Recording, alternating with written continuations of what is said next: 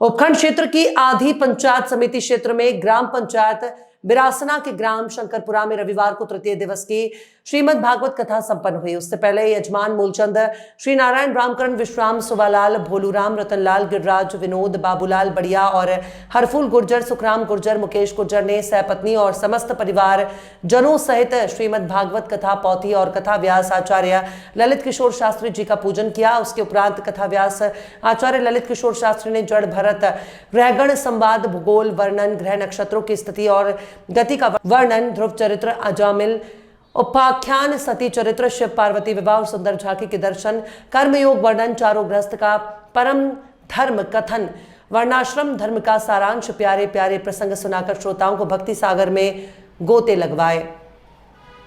कथा यहाँ पे रखी है। ये एक परिवार के लिए नहीं, पूरे गांव के लिए एक शुभ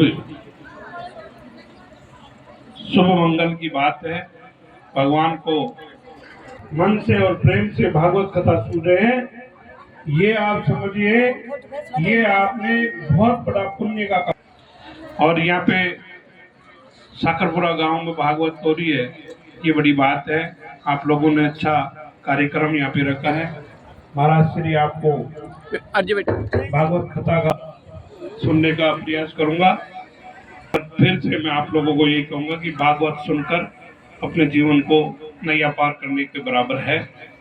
और निश्चित रूप से आप लोगों को भगवान का ये तो भागवत सुनना और भागवत में से संवाददाता सत्यनारायण शर्मा, जो आज हम आदि क्षेत्र के ग्राम पंचायती विरासना के गांव शंकरपुरा में यहाँ एक कथा श्रीमद् भागवत कथा का जो आयोजन हो रहा है ज्ञान यज्ञ, वहाँ पर हम पहुँचे हैं।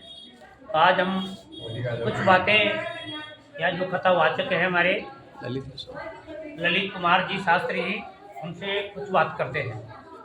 महाराज जी, हम आपसे पूछना चाहते हैं, जो ये कथा भागवत चल रही है, इसमें कथा का मतलब है, इसका अर्थ क्या बताया है? कथ्यते सा कथा, जो कही जाए, और कम दुखम सा कथा, जिसके द्वारा सभी दुखों का नाश हो जाए, उसे कथा कहते हैं। और कम ब्रह्मम सुखम प्रदायति सा कथा, जिसको सुनने मात्र से ब्रह्म का बोध हो, ब्रह्म का ज्ञान हो, ब्रह्म की प्राप्ति हो, उसका नाम कथा। शास्त्र ये कहता है कि सबसे बड़ा श्रीमद् भागवत कथा का लेख दिया गया है, क्या ये बात सही है? पुराणम ब्रह्म संहितम, श्रीमद् भागवत को पुराणों का तिलक कहा गया है। 18 पुराण हैं, लेकिन श्रीमद् भागवत जो है वेद व्यास जी की अंतिम रचना है। 17 पुराण, 4 वेद का निर्माण करने के बाद भी जब व्यास जी को स्वयं शांति न मिली, सबसे अंत में नारद की प्रेरणा से उन्होंने भागवत की रचना की। जिस कथा से व्यास जी को शांति मिल सकती है, तो आम जनता भक्त जन समुदाय उन्हें क्यों नहीं मिलेगी? आप महाराज कितने साल से कथा कर रहे हो और कितनी कथा कर चुके हो?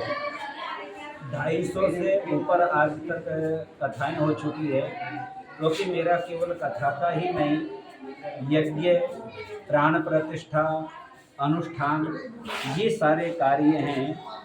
और मैं तकरीबन 21 वर्ष की उम्र से कथा कर रहा हूँ। पहली कथा चित्रकूट में हुई थी। क्या कथा भागवते सुनने से इंसान की मन को शांति मिलती है, और क्या मनुष्य के पापों का विनाश होता है? बिल्कुल, अभी मैंने कहा कि व्यास जी को ही जब शांति मिली, तो आम जीव को शांति क्यों नहीं मिलेगी? धुंधुकारी के पाप अधिक थे, अजामिल के पाप अधिक थे, इन सब का जो पाप है वो विनाश हुआ। लेकिन हाँ, इतना जरूर है, नियम पूर्वक यदि हम कार्य करेंगे तो वो हमें सुख देगा, और नियम के विपरीत कार्य करेंगे तो वो धर्म का कार्य भी हमें सुख नहीं देगा। ये बात है महाराज जी कह रहे हैं कि कथा सुनने से इंसान के पाप कटते हैं और मनुष्य को शांति भी मिलती है। क्या कथा का श्रवण करने से आदमी को कुछ लाभ भी होता है? अकाम सर्व कामो वा मोक्ष काम उदारधि। भागवत की महिमा में लिखा है, यदि सकाम है, जो हमारे मन की कामना है, हमारे मन की वो इच्छाएं पूरी होगी। अब कोई ये कह दे कि हमारे मन में तो कोई इच्छा ही नहीं है, तो वो कथा क्यों सुने? तो जो निष्काम है, तो सुखदेव जी जिनके द्वारा ये कथा सुनाई गई वो तो स्वयं निष्काम थे।